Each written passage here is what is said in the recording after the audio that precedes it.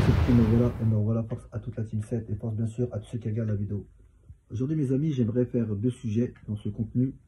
Donc une révélation très importante. Donc cette révélation date de l'année dernière, en 2021, par un Ukrainien. Et vous parler aussi un petit peu plus de Cyril Hanouna, de ce que nous savons sur lui et pourquoi nous allons nous retrouver à aller le voir directement devant son plateau de télé. Donc ça va être fait bien sûr avec mon ami Nordine Bouya. Donc je commence par la révélation d'un Ukrainien raciste néo-nazi avec un groupe. Donc son groupe sont plusieurs en Ukraine, d'accord, en Europe de l'Est. Ils attaquent sans pitié les Maghrébins, les musulmans, donc l'Afrique. Ils brûlent des Corans. Ils prédisaient déjà la guerre. Leur but, bien sûr, c'est d'avoir aucun étranger dans leur pays.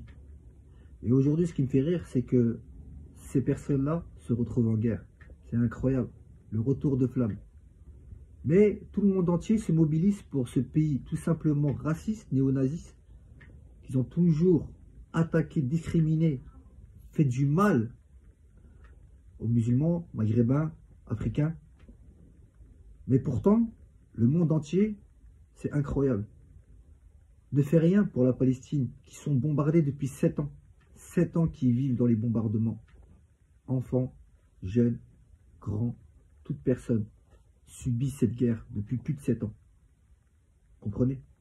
Et là, tout le monde se révèle par rapport aux Ukrainiens. Parce que la Russie veut venir prendre sa part du gâteau. Qu'est-ce qu'on en a à foutre en fait? Pourquoi l'Union Européenne ouvre sa gueule? Pourquoi, à votre avis, ils ouvrent leur gueule? Je vais vous expliquer pourquoi. Pourtant, l'Ukraine ne fait pas partie des 27 pays de l'Europe. Tout ça, c'est tout simplement un marché, un business. Le business de l'argent, mesdames et messieurs. Oui, mesdames et messieurs. C'est comme pour le Covid. Le Covid, ils avaient créé un vaccin pour la grippe. Ils n'ont pas réussi à vendre. Donc, qu'est-ce qu'ils ont fait? Ils ont dit, bon d'accord, on n'arrive pas à vendre, il y a des milliards à récupérer. Donc, on va créer un virus. On va faire croire qu'il y a un virus. Où ils l'ont créé? Sûrement, ils l'ont créé. Pour pouvoir tuer des gens, pour que les gens se réveillent et puissent tous acheter leur vaccin. Oui, les vaccins de la grippe, mesdames et messieurs, c'est pour ça qu'ils vous font des rappels, 2 à 3 rappels. Faites le 3e dosage. Ah oui, c'est pour liquider tous leurs vaccins. Oui, les vaccins de la grippe. Tout simplement. Vous voyez, c'est les mêmes symptômes que la grippe. Il y a des milliards qu'ils ont récupérés grâce aux cons, bien sûr, qui n'ont rien compris encore. Bien sûr, il fallait trouver une solution. Et c'était quoi la solution? Faire peur aux gens qu'il y a un virus pour qu'ils se vaccinent. Sans faire peur les gens s'en foutent. Mais peut-être avec la peur, oui, là, ils iront se vacciner.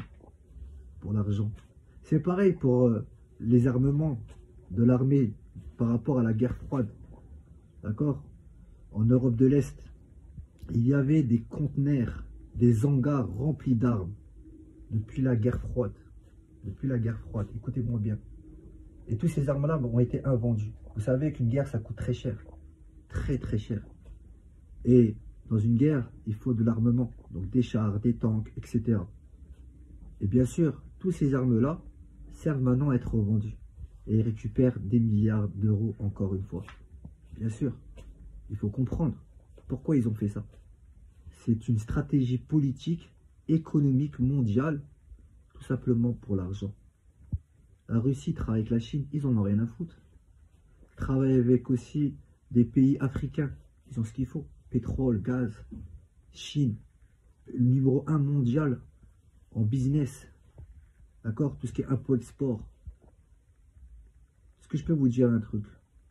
Tous ces armements-là, qu'ils n'ont pas pu être vendus, il fallait trouver une stratégie. Cette stratégie, c'était tout simplement créer une guerre. Même quitte à perdre un peu d'hommes. Mais si c'est pour gagner des milliards derrière, autant qu'on organise une petite guerre et on revend tout ce qu'on a à vendre en armement et on récupère tout le pognon. Tout est un système de pognon, mesdames et messieurs. Voilà, j'ai rien d'autre à vous dire. Je vais juste vous faire écouter un petit peu le message vocal d'un Ukrainien qui m'avait parlé l'année dernière. Si on attaquait en France, on est largement capable de péter tous les bougnoules et les nègres de France. Parce qu'on a un armement et une formation qu'ils n'ont pas. Et on sait agir. Ça, on pourrait génocider sans problème. Le seul problème, c'est temporairement les flics.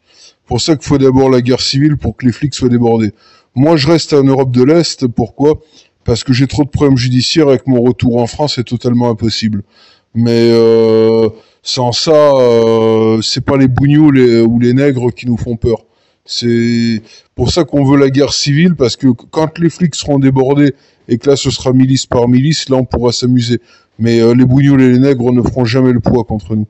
On n'est pas comme les Tchétchènes, c'était des branleurs les Tchétchènes qui étaient venus. Pas des mecs comme nous. Puis en plus, tu dis une minorité. Mon groupe représente une minorité, mais mon groupe est allié à d'autres groupes et on fonctionne en réseau européen. Toute l'Europe blanche nous soutient, tous les groupes d'extrême droite européens, même américains et tout, on est tous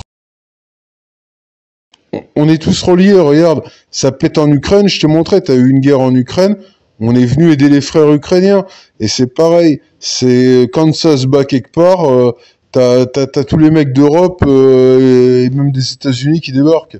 On est une véritable armée. C'est quand tu parles de mon groupe, tu parles d'une unité. C'est comme si tu parlais d'un régiment. Mais en fait, tout ça, c'est relié. Et c'est relié à plein d'autres groupes. Et on n'est pas une minorité. On est les Blancs. On est une majorité. Maintenant, je vais vous parler de Cyril Hanouna. Cyril Hanouna, c'est marrant parce que j'ai fait une petite étude sur toi. Donc, j'ai des photos de toi quand tu étais jeune. Donc, ton patron, bien sûr, de Canal+, milliardaire, qui t'a fait monter sur C8. Lui, son père qui est médecin et sa mère responsable d'un magasin prêt-à-porter.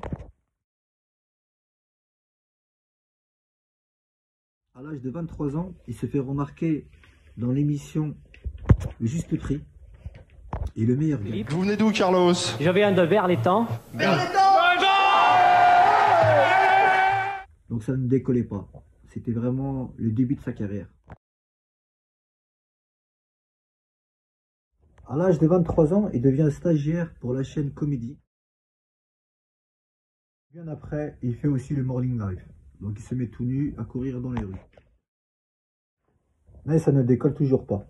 Dans les coulisses de Comédie, déguisé en champignon, il fait la rencontre de Stéphane Courby. Mais ça ne décolle toujours pas. Ensuite, il va sur TF1 avec Arthur. Ça ne décolle toujours pas. En 2010, sur France 4, son émission Touche pas à mon poste vient de commencer.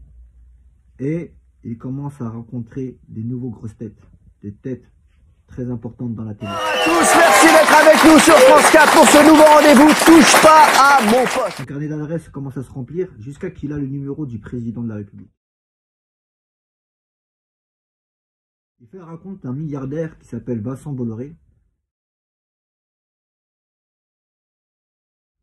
patron de Canal+, et bien sûr aussi, à l'époque, c'était D8. Donc, il avait la chaîne D8 et commence à bien s'entendre avec Cyril Hanouna. À partir de là, le fils de Vincent Bolloré devient très très proche avec Cyril Hanouna, fait un contrat de 250 millions sur 5 ans pour Cyril Hanouna. Et il faut savoir que la chaîne de production D8, remplacée par C8, appartient à Cyril Hanouna. Il faut savoir qu'elle génère 43 millions de chiffres annuels. D'accord? Plus avec toutes les publicités et tout. Imaginez-vous bien tout l'argent, tout le pognon qui se fait. Il fait des pics de 2 millions de téléspectateurs. C'est pour vous faire comprendre que Cyril Hanouna, c'est une personne très très haute. Mais nous n'avons pas peur. Nous allons quand même aller le voir et discuter avec lui. Et lui faire comprendre que ce qu'il fait comme publicité pour Winamax, ça devrait être interdit. C'est comme le tabac, c'est nocif. C'est comme l'alcool, c'est nocif. Et on ne comprend pas pourquoi ce genre de production incite les gens à jouer. Donc voilà.